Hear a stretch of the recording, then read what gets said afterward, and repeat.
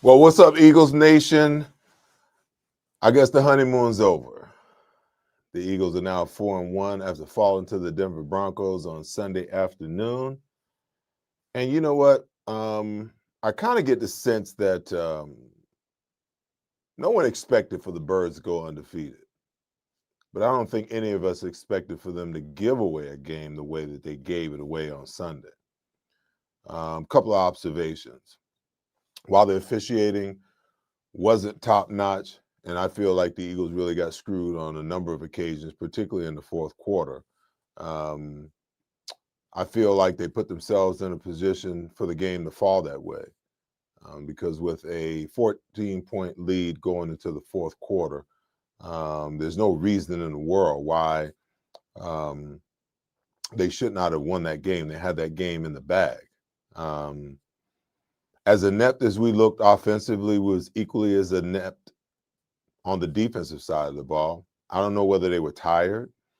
The Denver Broncos wanted it more or what the circumstances were. But the Eagles defense forced the Broncos offense into 7 punts and 1 field goal throughout the 11 possessions of the game.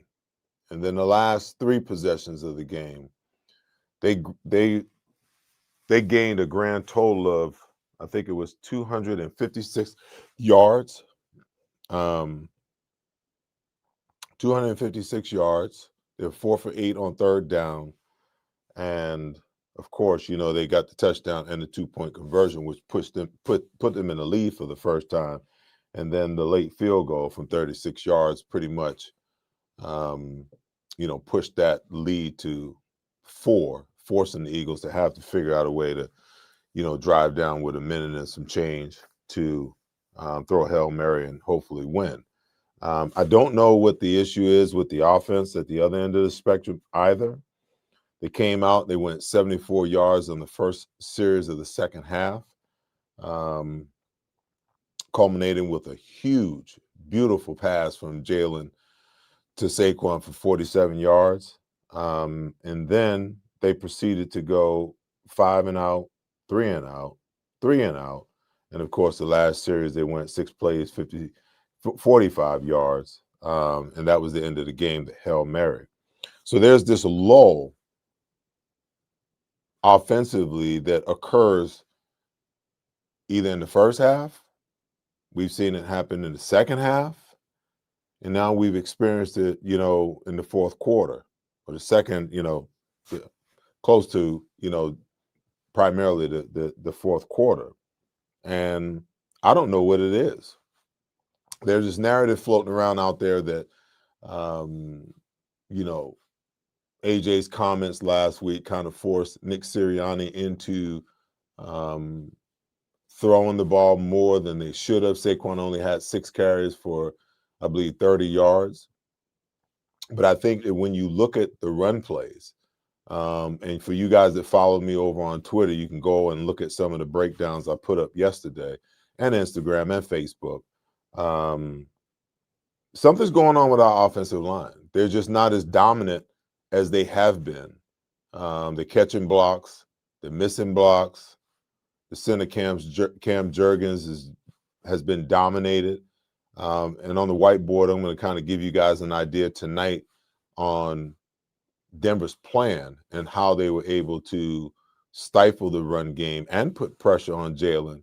I don't know whether the offensive line, it's the injuries. Obviously, you lose Landon Dickerson. That's huge. Cam Jurgens had the back surgery in the offseason. Lane Johnson has been nicked up from time to time, and Tyler Steen is still trying to, get his footing as a full-time starter. It's one of the reasons why I felt like, keeping Mekhi Becton would have been, the optimal decision. But I understand why, how he moved in a different direction. You've got these draft picks and they're young guys and they help you with the salary cap. So the thought is, hey, next man up. But I think part of the reason why I think the offense isn't operating as efficiently and as effective as it could be is because they're just not as dominant up front. And we know that the game is won and lost in the trenches on both sides of the ball. And the Eagles' offensive line is just not getting the job done. It's amazing to watch. And then, there's the conversation about Kevin Patullo. And I'm going to say this. There's nothing dynamic about the play call. There's nothing coordinated, in my opinion. And when I say coordination, and when an offensive coordinator is putting together plays, you got a package of plays out of a certain formation. And every formation should have 3 to 4 run plays and 3 to 4 pass plays so that they look the same. So if you want to go run a pass, you set that up by either running the pass play or by running the run play. And you've got the defense that's always anticipating, based upon formation, down and distance, so on and so forth, what the play is going to be. If they've seen that play enough in practice and they've seen it enough in film study, and if you showed it to them in a game, it's highly likely that they're going to be anticipating, based on down and distance, a run or pass scenario. When I look at this offense, there's no rhyme or reason to what they do. The passes are random. The runs are random. There's some definite tells. When they're under center, I think they're run 80% of the time. When they're in shotgun in certain situations, they're pass heavy. When they're in pistol, they're run heavy. And of course, you guys heard me talk about, Devontae Smith being in motion across the formation. That's a dead giveaway that, 75% of the time that it's a run. So if players and defensive coordinators are due diligent about their preparation, they're going to be prepared for those types of situations and anticipating those plays as they come. The other thing, the whole Saquon Barkley thing, teams are not going to allow him to get started. I think against Denver last week, you could look at Denver's plan. They had a 7-man box. They had an 8-man box, which normally would tell you they're probably in zero coverage if they're in an 8-man box, but they were intent on not allowing Saquon to get started. And I think the Eagles made the decision, which I believe was the correct decision, to throw the ball against that type of look. But in my opinion, if you're going to do that, you've got to go max protection. That means that Saquon has to stay in. That means that Dallas Goedert has to stay in. That gives you a 7-man protection. And if they want to bring an extra blitzer, that forces them to go zero coverage. Now you got man-to-man on the outside. And, our wide receivers are going to win those scenarios. But you could see the 8th man in the box really made, or 7th, the extra guy in the box made a massive difference because they were attacking the line of scrimmage, because we don't run the type of formations and situations that allow us to run play action pass and have it be believable. Well, first of all, you got to establish the run in order to be able to get defenses to believe that you potentially might go play action pass. Then you have to be in the correct formations. Get Jalen under center sometime where he's dropping back and faking, which now forces the linebackers and the safeties to freeze because he's got his back to them, rather than him being in shotgun, receiving the ball, and putting the ball out in front for everybody to see, and they can see when he pulls it back.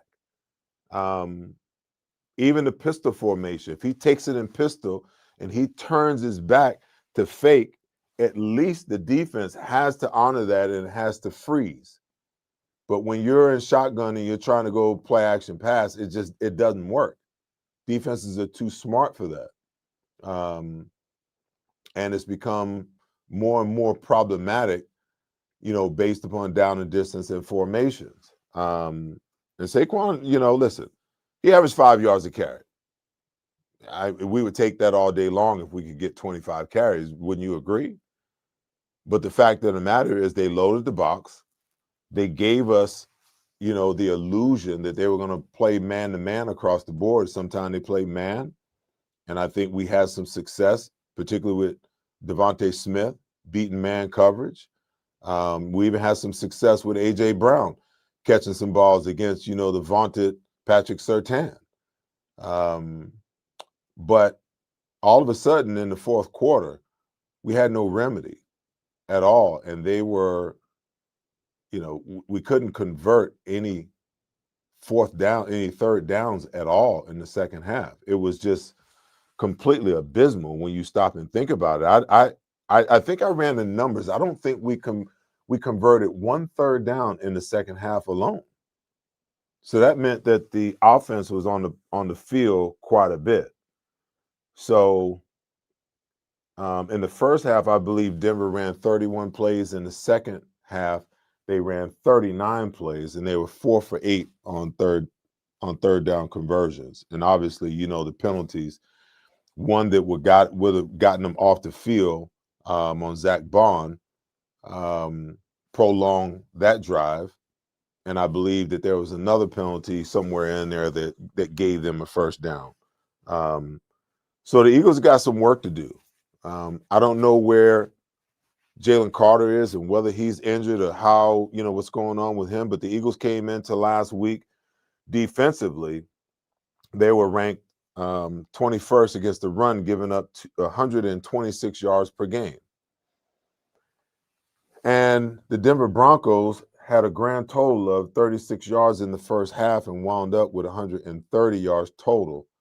So that's a grand total of 94 yards rushing in the second half alone. So that's problematic that you give up that kind of yardage. And then, as you know, that opens up the playbook, for a second-year quarterback like Bo Nix to really make some plays now that, you're struggling trying to stop the run. It all begins with Jalen Carter and Jordan Davis. And while Jordan has been playing some pretty good ball lately, I don't believe that Sunday was one of his best games. And I'm still waiting for Jalen Carter after the week 1 debacle to break out. I was pleased with what I saw with Azeez Ojulari. Seems like, he's going to be a player that's going to be getting some more reps. I expected to see more out of Jalix Hunt. He's been kind of silent, if you will. But this Eagles defense has got to figure out how to ramp it up. And I'm curious to see two things. With Nakobe Dean's practice window being open, how long it takes before, in some fashion, some way, especially when it comes to the run game and how you anticipate that, whether Vic Fangio will make the decision to reinsert Nakobe Dean on some level, back into the game to try to figure out into the starting lineup maybe, or added reps to try to figure out how to slow down opponents' run game. At the end of the day, it always begins and ends with the run game for defenses. You want to stop the run and make them one-dimensional. They did that in the first half. But in the second half, when they couldn't control the run, it just opened up a can of worms across the board for everybody else. The other thing is, Keely Ringo. When Adoree Jackson is healthy and ready to play, do you make that move back to him, or do you stick with Keely Ringo as your starting left corner? It's going to be interesting to see some of the decisions that need to be made and have to be made. But if you guys remember last year, they struggled through 4 weeks. The decision was made to insert Cooper DeJean for Avonte Maddox, and then the defense took off. I'm not saying that there's a fix out there or fix on this roster that's going to change where they are, because I think that there's a lot of growth that needs to occur across all positions. But there's no message like sending the message to a guy that, hey, you're not getting it done. We're going to give this guy a shot. Okay. Um, Competition is always king in this game. You can't allow your players to feel like they've arrived or feel like because they're starting that they're locked into that job if they're not getting the job done. Um, so I told you guys that I would want to break down some of the stuff that I put up on my social media, giving you guys an idea of what's going on with the Eagles' run game. So let's get to some of that. Make sure you guys like, subscribe, and share. And the second half of the show, I have Sirius XM's NFL radio host Zeke Fracassi is going to come on and join me. We're going to talk some birds in the second half of the show, and make sure you guys are tuning in to the pre and post game shows on Sunday, an hour and a half before kickoff and 90 minutes after the game. We're giving away some really good items over there, some jerseys, some Eagles jerseys. We got some tickets to upcoming games, signed footballs, signed helmets, and whatever other goodies we can come up with. I know if you guys are like me, you like free stuff. If it's free, it's for me. As a matter of fact, I'll take 3. But we're giving away some good stuff, so make sure you guys tune in. And all the things that I got going on, whether it's the pre and post game show, whether it's the weekly TV show that airs on PHL 17 on Wednesday nights at 11 p.m. and on NBC Sports Philadelphia on Thursday nights at 11 p.m. or this podcast right here. You can find it all on my YouTube channel. Just go to the Seth Joyner Show channel, and everything that I do on a weekly basis is there in perpetuity. So if you miss something, you can certainly go and get caught up. Okay. So let's jump into this whiteboard stuff for a second. I just want to give you guys an idea. And one of the big deals, the Broncos are one of the few teams that truly runs a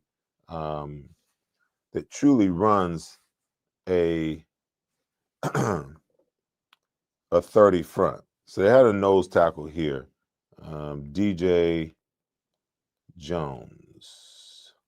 Okay. You got your defensive end, an outside linebacker, and an outside linebacker. Okay. So anytime the Eagles were set up to run the ball, okay, and here's Saquon Barkley right here. My issue with the Eagles running plays out of these types of out of the shotgun is that the majority of the plays have to go across the quarterback's face. Okay. And when you do that, it's a dead giveaway to most defensive lines. You're going to get the slants going that way to try to cut those plays off. Sorry about that. I always get that button mixed up.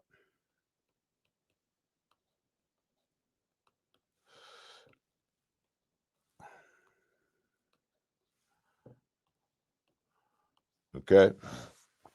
So Landon Dickerson had a tough time with this guy right here, DJ Jones.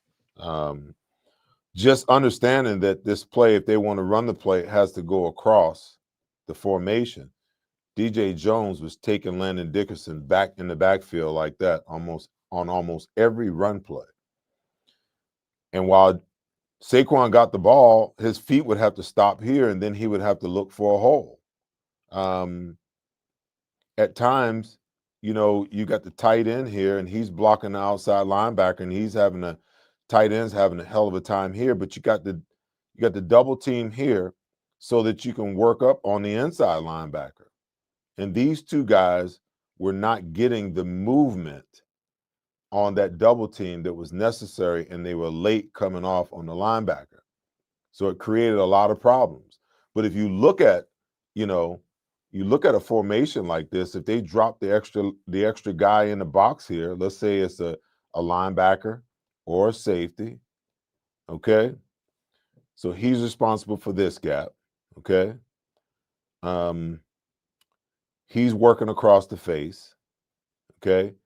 He's taken Cam Jordan's in the backfield, okay? You've got this double team, and this guy's working here.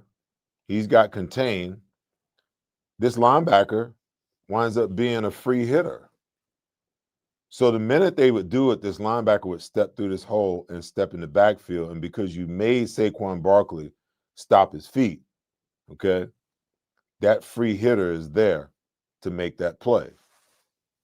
Now, if you want to be able to begin with, this type of front is difficult to run against, period, okay? Whether you drop the safety in the box or not. It's a difficult front to run against. But I would much rather see Saquon Barkley in the pistol or Jalen up under the center, okay? But if your tight end is here, okay, the Eagles line have got to get movement. They're not blowing people off the ball, okay? And if if Cam Jurgens knows that this play is going this way, when he snaps the ball, he's got to cut that guy off. He cannot allow that guy to penetrate in the backfield. It's problematic on so many different levels, okay? But it's very difficult to run against this because you're basically man on man, okay? You double team, and then you get up to the linebackers, man on man. And all it takes is for one guy to lose his battle. And play after play, this was the guy that was losing the battle, okay? I like Saquon in the pistol because if you decide to run the stretch play and you go play action pass and you set up, you got an extra guy in the protection, okay? And even if he steps up here and helps Cam, but you got an extra guy in the protection, this linebacker and this safety have to step that way, okay? So now you create the second level for your other wide receivers to get to. You understand what I'm saying? You create those second levels to get behind. And now Jalen's got passes that he can hit right now. As you can see how difficult it is to run against this, really what it should be a pass-heavy situation, okay? Kind of sort of the way that it is, okay? Because if you got a single high safety back here, all right, and we decide to go max protection, even if you short motion the slot, you sit in there, you get an extra guy in protection, or you go 12 personnel with another tight end and you get extra protection, okay? Look at the conundrum that the defense is in. You got a corner one-on-one on each side, okay? And when you go play action pass, if Jalen sits back and his vision goes here, let's say you got Devontae on a fade, okay? If he's looking this way, that safety has to start to move that way, okay? And now you can release A.J. Brown, run him on a post or run him on a corner, and you've got a one-on-one situation backside that A.J. should win all the time. Vice versa, you could do it the other way around, okay? The other way around is play action. Jalen's going to give vision backside. You got AJ on a slant and go. That safety's going to work that way. And then once he works that way, you got the Slim Reaper on a stutter and a hard post or a bang 8 right now. And there's no help. Look at the window there, okay? You want to talk about being able to get the ball out of Jalen's hands very quickly. And I know I kind of melded some of the passing stuff along with some of the run issues that the Eagles were having.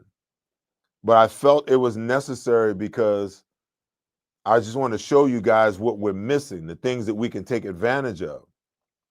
And the reason why, we're not holding the linebackers and we're not holding that safety that's in the box is because we don't run play action pass well enough. Okay. And I get it. A lot of people saying, hey, Saquon needs to have more than 6 carries. But what I'm trying to tell you, and you guys know that I'm a big, big proponent of the run game. The Eagles lived by it. It carried them to a Super Bowl victory last year before they had to rely on Jalen Hurts' arm in the Super Bowl to get the job done. But the way that defenses have adjusted to the things that they did last year, Jalen talked about the identity last week. We're still trying to find our identity. Well, guess what? Their identity may be different from week to week. They may have games where they come out and teams are going to load the box and they're going to have to throw the football in order to loosen the defense up, to get them out of that 7 and 8 man look, force them to get in too high safety to help with the wide receivers and the tight ends. Now you can run the football. And now it's a chess match. It's a cat and mouse game, okay? And Jalen's smart enough to know when they're faking and that safety's rolling back down and they're going to a single high safety, because safeties have to line up anywhere between 12 and 15 yards. And more times than not, that safety that's trying to rotate down, he'll start cheating down to 10 to 8 so that he can get down in the box for the run, okay? That's your time to check right there. Check the play, okay? Bring everybody in and go max protection and go 2-man routes.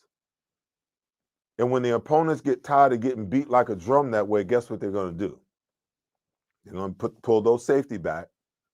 And now you got a 6-man box on a 6-man offensive box.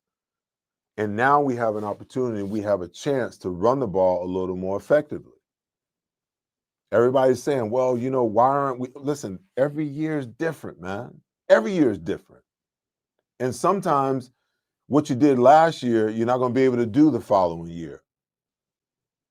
And I think sometimes the stubbornness gets in the way. I had no problem whatsoever with Jalen throwing the ball 38 times. The only issue was there was a couple of balls that were potential interceptions because he made bad decisions. He also made 3 bad decisions running out of bounds and taking 6 sacks. Everybody's talking about the sacks. He only really had maybe 2 or 3 in the pocket sacks where things broke down. But even at that, when you look at the offensive line, you're getting Lane getting pushed back. You're getting Jordan Mailata pushed back. You're getting Cam Jurgens, you know, dominated by a big nose tackle in the middle. And then you got, you know, Toth and Steen, 2 young players trying to figure it out as well. And then on top of that, you got routes that aren't formulated the way that they need to. You know, when I hear Jalen talk about execution and Devontae talking about being on the same page and A.J. Brown talking about, you know, us just not being fundamentally sound, that tells me that there's some things that they're missing along the way that's hurting their offense, whether it's preparation, whether it's practice, whether it's film study, game plan study. There's some things that are amiss with this offense that's causing, you know, situations to go awry. And it's not just between quarterback and wide receivers because they're all pissed off because, you know, through the first 4 games of the season, they haven't gotten a bunch of targets. It's happening because it's a combination of things. It's the play calling. It's Jalen sometimes, you know, missing throws that he should make. It's A.J. Brown sometimes, you know, not running full speed on a go ball, giving up on a play, and then Jalen overthrowing him, not being on the same page. You know, it's a myriad of things, and it's the offensive line's, you know, protection and run blocking.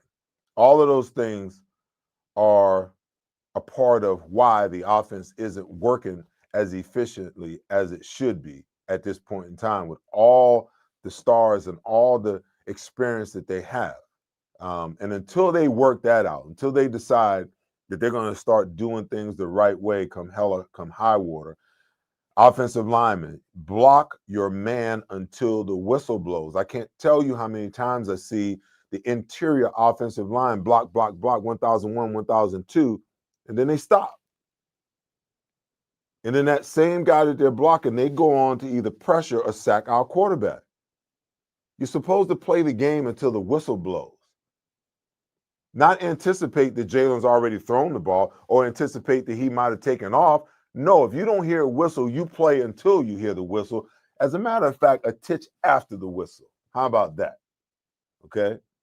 Until they start playing that way. And until the wide receivers, each and every one of them, start running routes as if they're getting the ball on every single time, whether you're primary or not. Okay? And until Jalen makes up his mind that, you know what, hey, some of these throws I got to throw with anticipation. I can't be so protective that I'm waiting for guys to be open, because that's the way college quarterbacks think. They wait till they see you open to throw you the ball.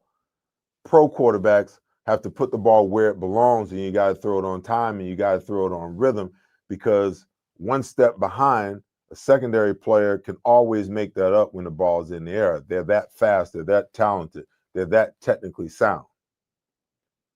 So it's just a combination of all of those things that we have to see happen in order for this offense to get back on track and start moving in the right direction. I'm not worried about the defense. I'm really not.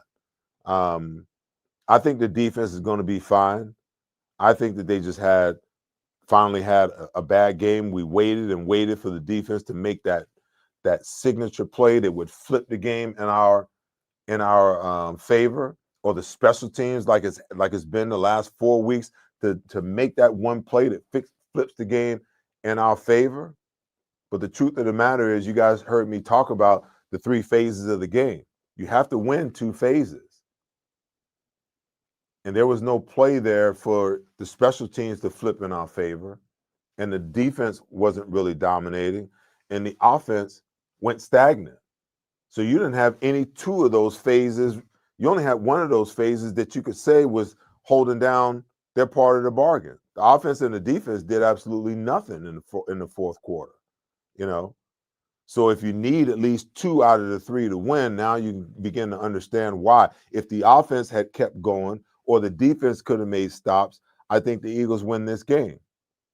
But by the defense being dominated the way that it was, giving up 256 yards in the second half, 2 touchdowns and a field goal on the Denver Broncos' last 3 possessions, and a 2-point conversion. And then on top of that, the offense not being able to go and punt in the game. Now you kind of understand why maybe the clock struck 12 on this undefeated season. All right. I'm going to take a quick break.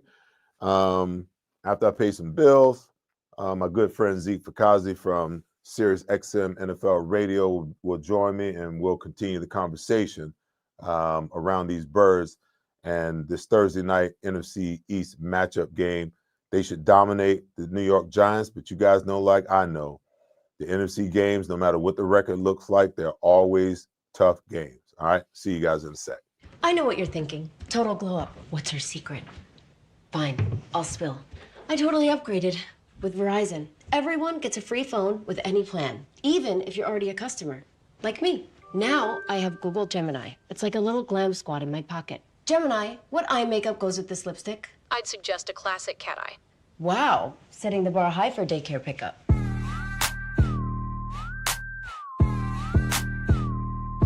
Get in on this. There's a number on the screen. There's a number on the screen. There's a number on the screen. There's a number on the screen. There's a number on the screen. There's a number on the screen. There is a number on the screen. There's a number on the screen. There's a number on the screen. There's a number on the screen.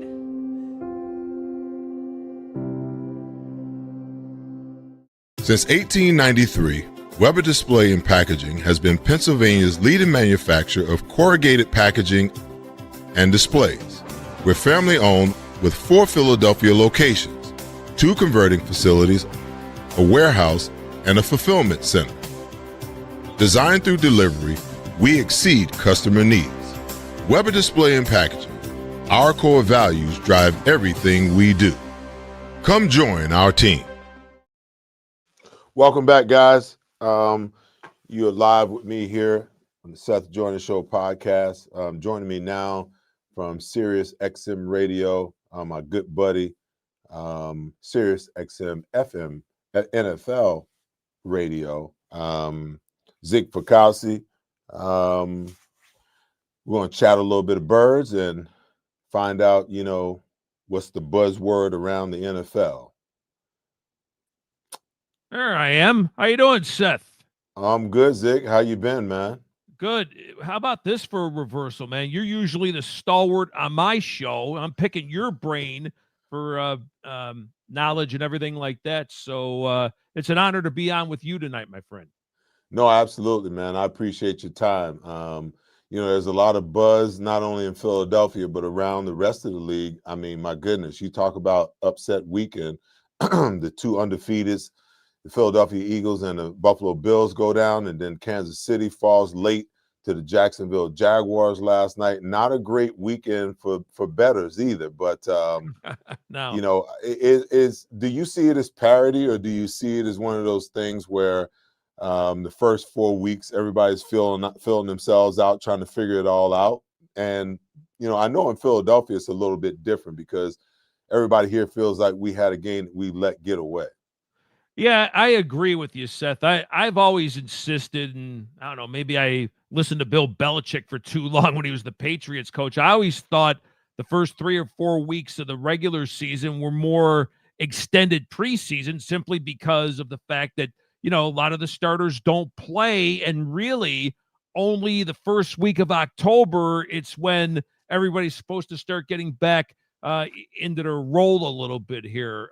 Brief observation on the Bills. I thought Vrabel coached a superb game. I thought Drake May looked a little Brady-esque in terms of his performance. Patriots aren't undaunted by the Bills. I thought it was a signature game for Trevor Lawrence last night with Jacksonville to beat Kansas City late. And in Philadelphia, Seth, I mean, you could make an argument, if they don't blow this game, the glass half full says they could be 5-0. On further review, they had to hang on to beat Dallas. You had to sweat it out against Kansas City. They were down 19 against Philadelphia, against the Rams, and had to rally there. And then the Tampa game, they kind of let get away too. So glass half empty says they could almost be 2-3 instead of 4-1 at this point. Well, Zeke, what I say to that is that, last year this time, this football team through 4 games they were 2-2.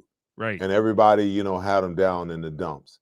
I think that, the critical thing about the first 4 games of the season is trying to find your way as you get into football shape and you get your starters on the field, and hopefully you can keep the majority of them healthy. But to try to figure out how you can win as many of those games as you can before you kind of hit your stride. So the Eagles went 2-2 last year. They had the bye in week 5. They came out in week 6 and just took off. They won 15 of the next 16 games. Right. And then went on and won the Super Bowl. So I don't know 100% that, or they could be in the situation where Kansas City is going in the last night's game 2-2. Right. So I don't make a whole lot about the first 4 games or how they play. I think from this point forward, and that's what kind of troubles me about game 5 this past weekend, how they played well for 3 quarters and then just fell asleep in the 4th quarter. I think this is where the rubber really begins to meet the road. And from this point forward, you'll start to see teams begin to separate themselves, the good ones from the average ones to the ones that truly don't even have a chance. Oh, absolutely. And I think in Philadelphia's case, I know the stars all met there with Hurts and Saquon and A.J. Brown, hammer some things out. So none of them really was revealed what was going to be discussed. Maybe they do need to, make some modifications offensively at times. Just you're closer to it than I am, Seth, but just watching from a distance, it looks as times They're slow to get to the line of scrimmage. It's almost like they have to hurry up to get plays done. And then once the play is called, it starts to become a little too mechanical. So maybe a little bit of rhythm is needed there in terms of offense. Defensively, they haven't been bad except for that fourth quarter the other day. Mhm. And let's not forget, too, you're replacing a bunch of players there that left from last year. The kid from took the money, went to New England. You have Sweat leave. You have C.J. Gardner-Johnson leave. You have Slay leave. I mean, that's a lot of turnover, man, to have that all kind of, let's all gel here after 4 games. So I'm with you. I think the rubber does meet the road. And I think they're scheduling at the right time here, Seth. Kind of works out well. I heard you talk about the game Thursday. The Giants could be a little tricky, even though that their record's bad. But then you've got 10 days off. You're at Minnesota. You get the Giants again, then the bye. So if you go at the minimum 2-1, if you sweep 3-0, then you're 7-1. You got to bye, and then maybe you can be analytical and then see where do we go from there. Zig, you hosting the show that you host, you get to talk to a lot of people around the NFL. You're close to a Todd Haley, who used to be an offensive coordinator in this game. And I'm sure he has some opinions, maybe somewhere down the line I can get him on my show. The Eagles are facing something that they've faced every single year since Jalen Hurts has been the quarterback of this team. He's got a new offensive coordinator again. Okay? Yeah. And you've got a guy who's never called the plays before, and this is his first time actually calling the plays. Exactly. There's a lot of chatter and a lot of doubt about whether Kevin Patullo is the guy. Just based upon what you've heard and some of the people you've had on your various shows, and maybe even, something that Todd may have said, what's the thought surrounding what this offense looks like at this point, based upon the fact that they've got another new offensive coordinator and first-time offensive coordinator in Kevin Patullo? Yeah, and that is an outstanding point. And I'm sure Kevin's doing everything that he can, but, to do this, if you will, on the fly, I think it's a little bit of an ask. You got to wonder, does Coach Sirianni ultimately get back more into the offense? And, like you mentioned, Todd Haley will be with this weekend on the End Zone, 5 to 8 Eastern. He always strive for consistency, always strive for things being tight, being mechanical, being everything working like clockwork. Now, of course, it's not going to work like that because things do come up during the game. But I think that's the one thing, Seth, about that is, the only way you get experience is by actually doing it. So this is a trial by error at this particular point. But hopefully for Coach Patullo, like I say, get through this stretch now, go to the bye, modify some things, and maybe that's where the Eagles will go from there. But like I pointed out too, it's mechanical. And two, if Jalen Hurts and, your other backs, Dillon and Shipley even having more yards, averaging more yards per carry than Saquon, that also says you may need to get that ground game going, and you got some issues with that offensive line. Well, I think they do have some issues. I think that they're beat up, they're banged up in certain positions, but they also just have not looked as dominant as they have, in past years or last year. They came into this year after last year's run, looked upon as the most dominant, and best offensive line in all of pro football. They lost Mekhi Becton, but they put in this kid Tyler Steen, who's pretty much held his own. But when I look at the tape, I look at breakdowns across the board. There's always one player, there's always one guy, like if they got a shot play down the field, Jalen's not able to get to it because one guy got beat. And one time it may be Jordan Mailata, the other time it may be Landon Dickerson. The next time, it's Cam Jurgens. The next time is Tyler Steen. They've got to get to a point where they're playing with greater consistency. And listen, people can talk about the lack of run game all they want. Right. But if anybody's really interested in what the Eagles are facing, I just went through it on my whiteboard breakdown. Also, go to my social media where I broke down, what the Eagles were facing in the run game against the Broncos. The Broncos are one of the few teams that really truly runs a 30 front with 5 guys, up on the line of scrimmage. And they play with a true nose guard. This kid, DJ Jones, he gave Cam Jurgens all he was wanted a beast.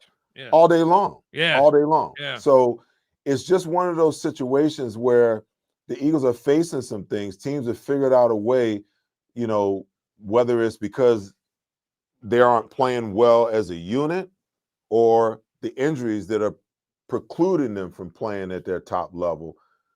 Defenses have found a way, either with the strength and the might of being able to take away the effectiveness of the offensive line, or, running run blitzes on early downs to ensure that Saquon doesn't get a lot. And once you get him in second and third and long situations, Todd Bowles and guys like that, they're going to come after you. The Eagles are going to face, that in Minnesota after this next game. You go up there, that defense coordinator up there loves to bring the pressure. He blitzes like 40% of the time. Yeah. So the Eagles have really got some work to do to find their rhythm and their timing across the board in all phases.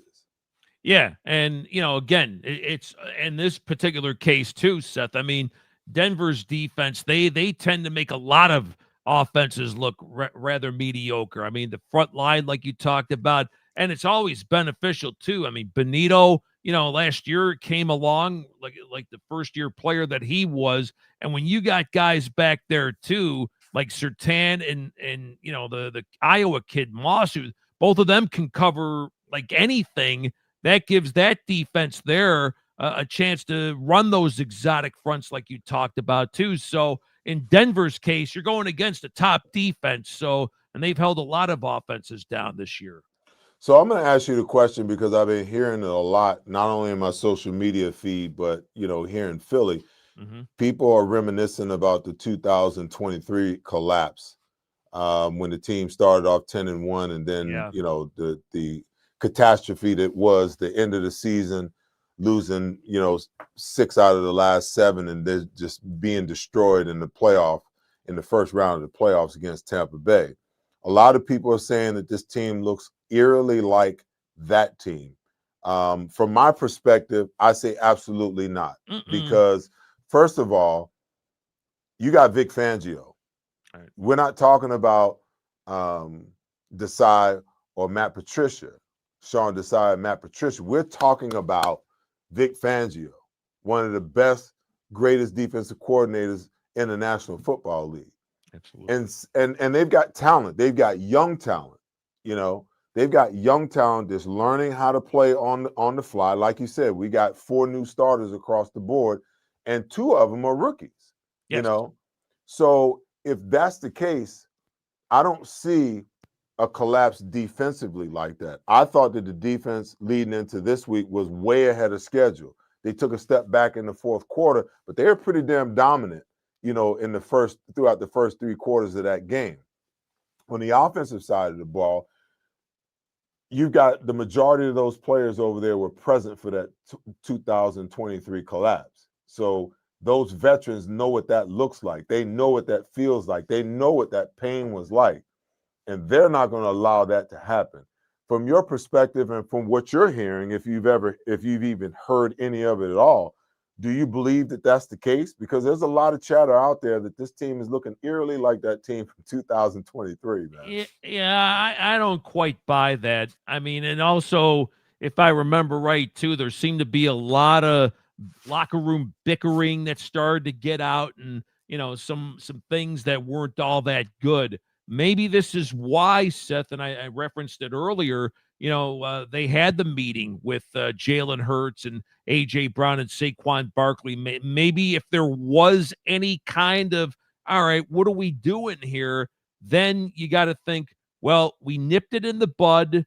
Let's go out and play. maybe they do need to make some particular adjustments there. But I don't sense any discord that way. And like I talked about with the defense, they're still playing pretty good, but and even Vic needs time to make this happen. So I think when it's all said and done, it'll settle down. And like I said, if they can go 2-1 or even 3-0 here, Seth, over this next 3-game stretch with the 10 days between Thursday and next Sunday's game, and then you got the bye. Winning cures all ills. You should know, being a star player like yourself, if things start to go askew, you start to win some games, maybe it's not so bad. Z, when I hear the players had a team meeting or a little powwow, right, in my mind, I go, oh boy, here we go. Mm-hmm. Because I've been a part of those, many more than I care to remember.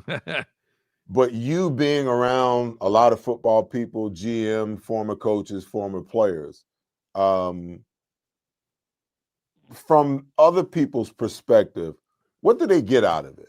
I can understand why they do it, because of the consternation that was going on with A.J. Brown last week and him not getting the ball, and then Jalen coming out, throwing the ball 38 times, and the Eagles only running it 11 times, and Saquon only getting 6 carries. There was a lot of chatter around this football team. AJ, even there was a tweet that supposedly he put out, concerning me and some of the things that I said. So I can understand why you would have the conversation. But what is it that they're going to say to each other that's going to change the circumstances, I guess, is the question that I'm asking. And maybe you've talked to some football people, that have an idea beyond that. In my mind, I know what it is. I have an opinion about it, but, I'm curious, how you see it, because at the end of the day, AJ's still going to want the ball. At the end of the day, they've got to figure it out. And I'm sure Saquon wants the ball. And there's only so many balls to go around. I think they only ran 55 total plays last week because they were like 2 for 11 on third down. Exactly. Okay. Yep. So there's only so many balls to go around. What conversation was transpiring between these 3 superstars that's going to change the dynamic? I got to think it is, if we want to make a little history and repeat, then we got to find some kind of happy medium. Maybe throw the ball 25 to 28 times a game. Give Saquon, 20 carries, whatever the case may be, and even get him the ball a little more out of the pass game. So I'm thinking that's where it has to be. I could tell you, having worked with Bill Polian, the Hall of Fame GM with the Buffalo Bills, among the other teams in the late 80s, Seth, they had the bickering Bills. Remember when, Jim Kelly threw House Ballard under the bus on a Monday night game, and then the next day, Thurman Thomas asked, what do we need better? And he says, better quarterback play. Then they had to settle. Remember they had to settle all of that, and then they ultimately did, and then that catapulted them into being, the 4-time Super Bowl team they were in the 90s. Even in those Dallas teams, they had some discord in that locker room, especially towards the end there of their run when things started to fade. But I think what you just look for here is, what can we do to ride this out where everybody may not be chanting kumbaya, but I think in the end is, how do we want to repeat here? And like I said, I think they got this early in the bud, and I think the fact that they're coming off a tough loss, and that they're playing 4 days again, Seth. This isn't they're seeping in 7 days to wait to play the Giants. They're playing them on a Thursday night. I anticipate them being really angry, and I would anticipate a rather big Philadelphia win Thursday night. Zig, I think that I got some theories about some things that, quite frankly, I haven't even really shared with anybody, because share them. It's your show, people, dude. people are going to think I'm crazy, but before Saquon Barkley got here, obviously the star of the show is always going to be the quarterback. Absolutely. He's the highest paid player. He's a high profile player. It's a quarterback driven league, yada, yada, yada. So he's always going to be the marquee guy, okay? But before Saquon got here, A.J. Brown was the guy. You know what I'm saying? Sure. If you step down from Sirianni to Jalen Hurts, the next guy was A.J. Brown. Right. With the emergence of Saquon Barkley last year, that kind of shifted. And A.J. had to kind of take a step back in order for Saquon to be the guy, and it led to a Super Bowl. I think everybody felt at the end of the year that Saquon is not going to, he'd be lucky to get half the amount of yards that he gained last year, okay? But at the other end of the spectrum, yeah, we got to throw the ball more. So AJ's thinking, hey, on some level, you know, this will be a bigger year for me. I know how prideful guys can be and how egos drive, especially on the offensive side of the ball. You know, it's easy to say that we're team players and that we're all in it together.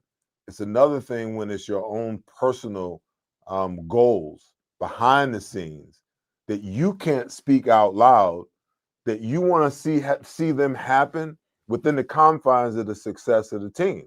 And sometimes it even spills out even when the team is doing well. The team is 4-1. Before last week, the team was 4-0. And all we talked about last week was A.J. Brown not getting enough targets. I mean, make the madness stop. We got 17 games, and the only thing that matters is winning as many games as you can during the regular season so you can set yourself up for the best position in the tournament so that you can get to the end goal, which is the Super Bowl. Egos. Oh, absolutely. Go ahead. Yeah, absolutely. Why receivers in a lot of ways are diva-ish. Yes, they could are. Could that be part of the issue and part of the problem? Because, you know, with the year that Saquon had and all the notoriety, all the commercials, endorsements, and everything else that he's getting, you know, could that be a small part of it, an unspoken part of it? Why not? You know, and it's ironic. I mentioned earlier, Seth, about the game Sunday night. New England beat Buffalo. Stephon Diggs, of course, came back to Western New York for the first time, and he had a monster game, 10 catches, 146 yards. Now, if you go back, Diggs wanted out of Buffalo, basically, because it was one of those things where it got to be a little bit untenable with the offense. So they got him out of there. And now, since then, Seth, one thing they've said about the Bills is that everybody eats. And if you notice, their receivers may not be of Diggs's caliber, but their group, their collective is good. Everybody eats. They get their share of receptions. You don't hear about the guys not getting the ball in Buffalo. That's just an example right there to support your point that, yeah, at times receivers can be divas. They can also be problematic if you let it happen. And understand, and nowhere am I saying, because, you know, if you don't make yourself clear in Philadelphia, they'll make the narrative for you. In no way am I saying that this is what's going on with AJ, that this is how he is, or this is what's going on with Saquon or anybody else. I understand human nature. I understand ego, and I understand pride. I'm just throwing it out there. And I said, you know, it may be a little while, and you said throw it out there. I think about those things, you know, where the average fan who hasn't played on a team and hasn't seen how these guys interact and act. Like, I've been on teams before that because they've been perpetual losers, everything that they do is built up in their own personal success. Like when I went to Arizona, when I left here and went to Arizona, that team hadn't won anything. Right. And I could understand once I was in the locker room why they didn't win. And I could remember winning a game and a teammate was sitting in the locker with his head down. And I'm like, dude, what's the problem? He's like, man, all I had was 2 tackles today. But we won the damn game, man. I'm like, are you kidding me? Right. We won the game. So it's like, are you here for the team truly and to be successful as a group, as a unit, as a brotherhood, as a team? And I understand everybody has their individual goals, but your individual goals have to come as a result of the success of the team. Right. Because it's one thing to be, a star or elite or great player on a good team. Nobody gives a damn about an elite player on a bad team. You still suck. That's true. That's true. That's why the good teams are who they are. It's why Kansas City's had their great run. That's why your Eagles there have had a nice sustained run here. So we'll see how this all shakes out, man. I think they'll be fine, man. Well, listen, Zeke, I'm going to let you go, man. I got to wrap this show up. It's a pleasure having you on. I look forward to having you on again or being on your show sometime in the near future. Anytime, man. Always appreciate it. And again, one of the great Eagles of all time, and I want you on to give the insights on the Eagles and from a player standpoint, absolute Hall of Famer that you were with the Eagles. Thanks for having me on. Thank you, my friend. All right, y'all, that's the show for tonight. I'm going to get on up out of here, and I'll see you guys next Tuesday. We'll have a little bit of time to chew on, hopefully, another Eagles victory. I believe that they're going to go up to New York and dominate the Giants. The Giants got a young quarterback.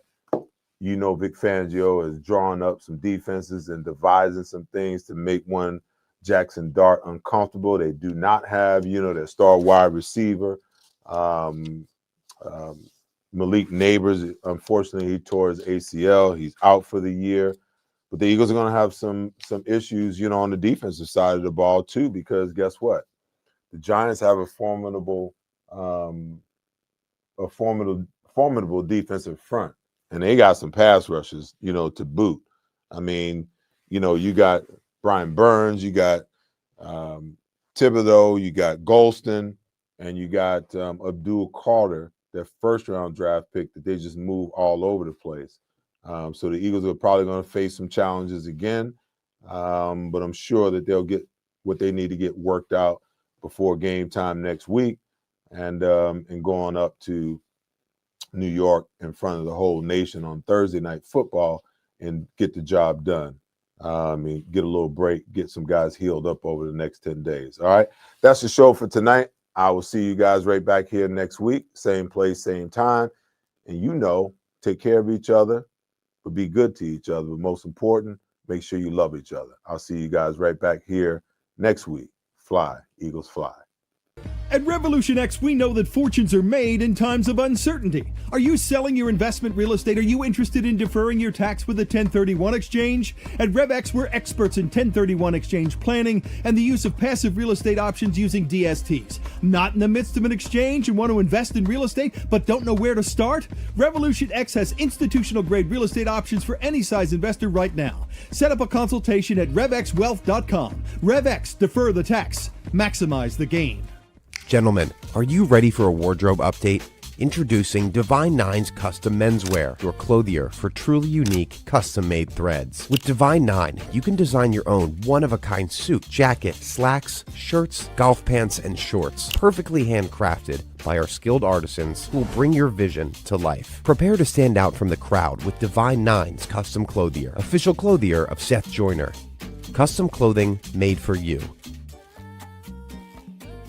At Mid-Penn Bank, we believe in the power of community. We're not just another bank, we're your bank. We're also your neighbor. For over 150 years, we've been helping dreams come true, financing projects that make a difference locally. From small businesses to community centers, we're here to support what matters most to you, donating time and resources to strengthen the Philadelphia region. And when Philly's favorite superstars need a bank they can trust, they turn to Mid-Penn Bank just like you can.